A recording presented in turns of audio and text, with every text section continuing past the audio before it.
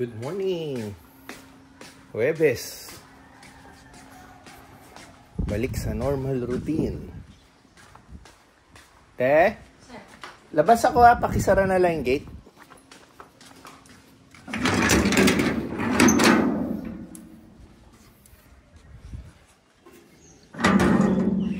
Napadaan kayo ng pure gold. May rose tip na? Wala pa rin.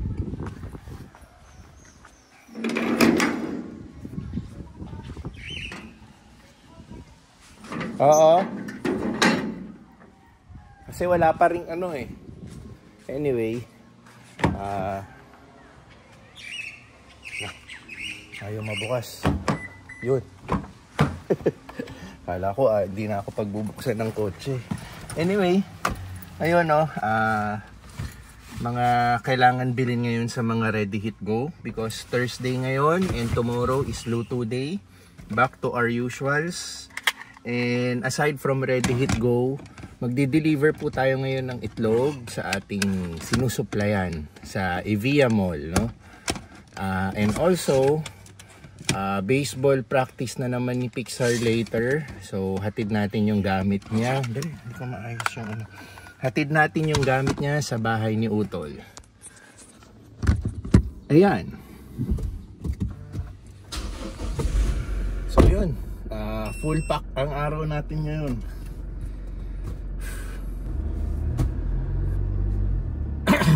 Okay.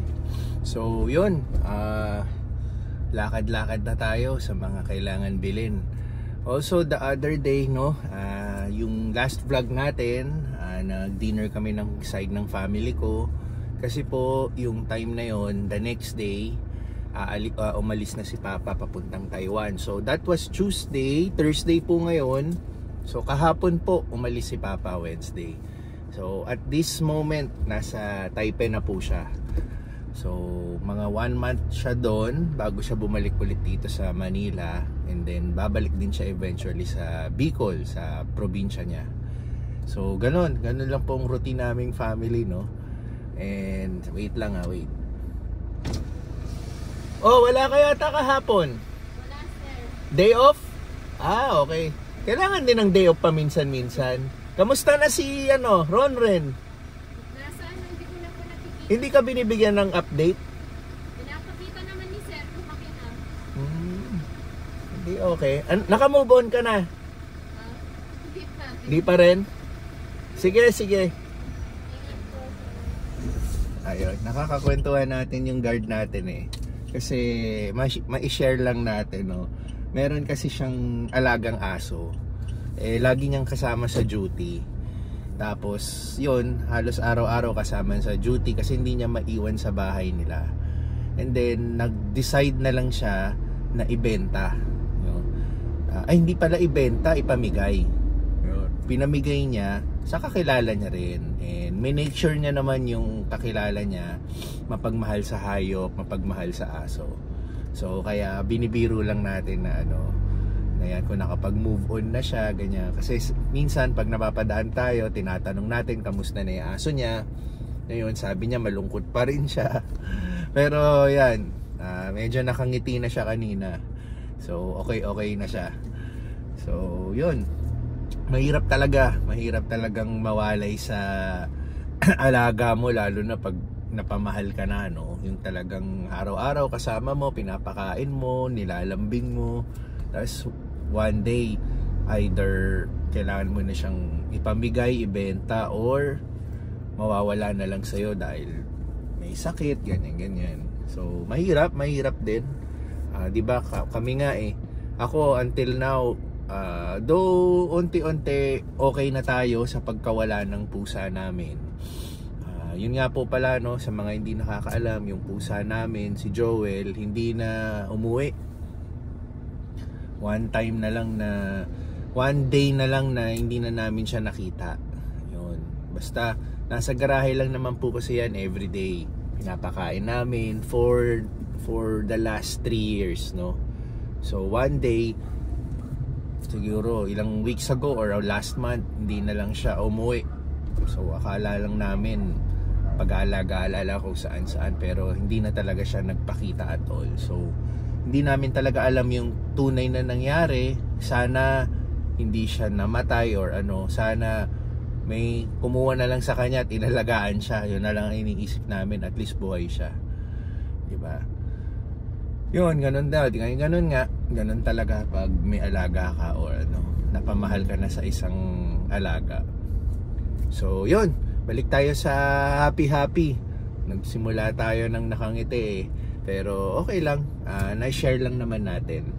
So okay.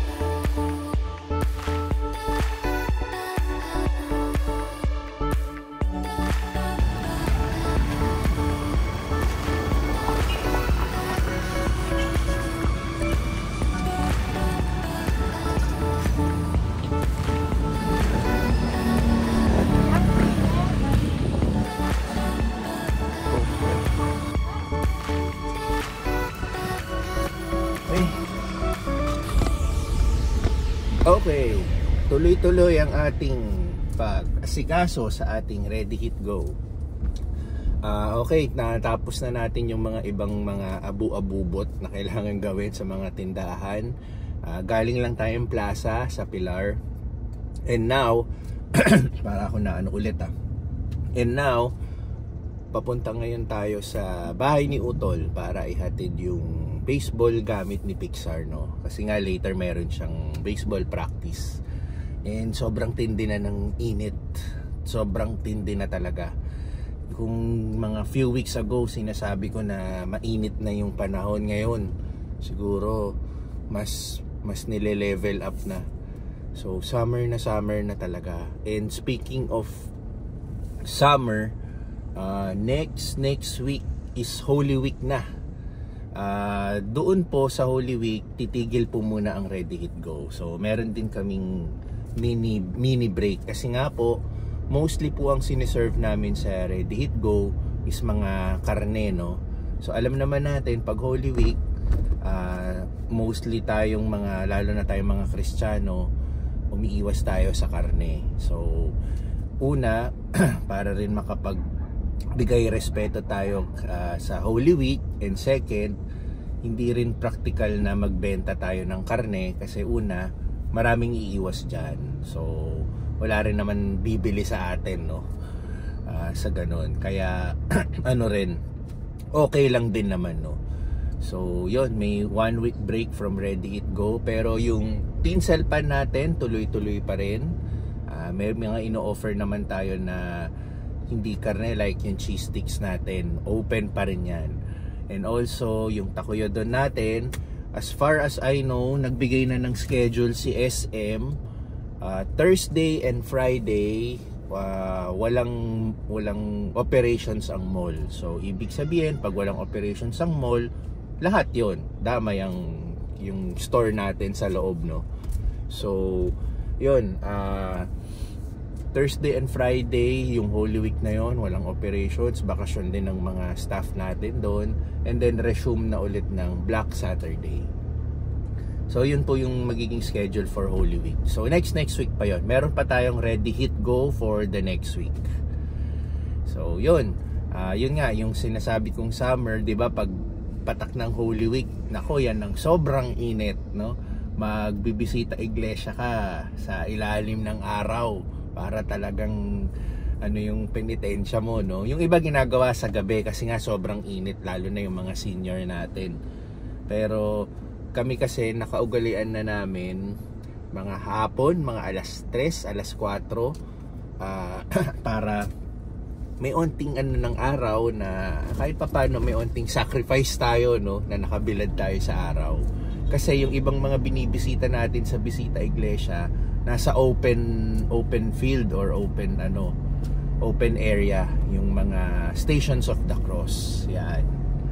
So anyway, masyadong tayong machika. Puntahan muna natin si bahay ni Utol.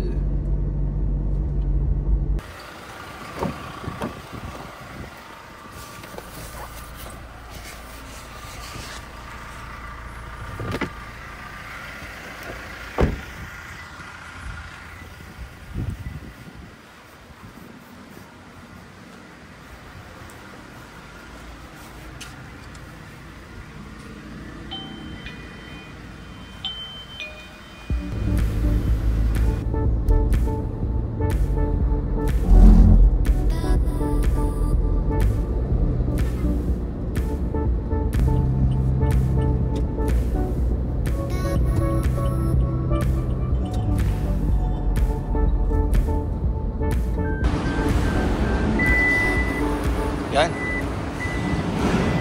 Napapark tayo dito sa labas. Punong-puno yung delivery area. Wala tayong maparadahan. Kaya dito lang tayo sa gilid. Oh. Tapos nandito yung delivery area banda. So lalakarin na lang natin. Dadalhin natin to. Okay. Done with the eggs. Napalaban tayo doon, napabuhat tayo at napalakad ng medyo malayo kasi sa labas tayo napaparada, no? Hindi yung usual natin doon sa may delivery area talaga kasi pupunong-puno po talaga. Nagkasabay-sabay kaming mga lahat na nagde-deliver doon. Pero okay lang yun, hindi naman yun palaging nangyayari, no? Sa mga past deliveries naman natin, minsan solo flight nga tayo sa lugar. So naintindihan naman natin. And also, na-realize ko pala, akala ko meron pa tayong gagawin sa Ready Hit Go. Wala na pala. Yun na yun. Kasi po, yung usual natin, pupunta po dapat tayo ng Fresh Options after nito. Pero yun nga pala, si Fresh Options, pwede na silang mag-deliver sa bahay. So, i-message lang natin sila o order lang natin yung order natin, ilang kilong manok, anong part ng manok. So, i-deliver na nila yun sa bahay. Para mas time saver, nakakatipid din tayo sa gasolina. So ganun na yung ginagawa nating routine, no? And i-deliver nila yon few hours before magluto si para siguradong fresh yung makukuha nating makukuha nating manok. So ibig sabihin lang noon, tapos na tayo, pwede na tayo mag-workout. Na tayo sa gym, and then alamin na lang natin later kung meron tayong biglaang deliveries or biglaang kailangan bilhin. So okay.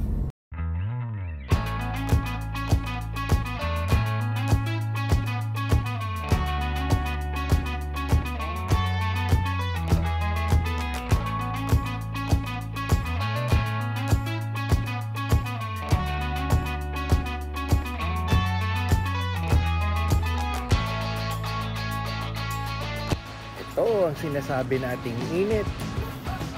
Grabe, oh. Sa balat, masakit na sa balat. Tirik na si haring araw natin.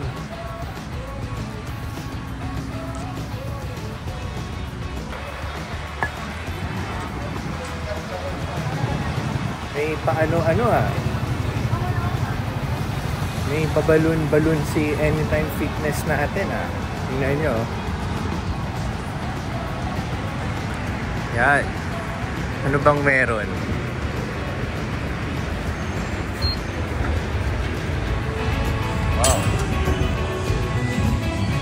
Wow. Parang may event sila.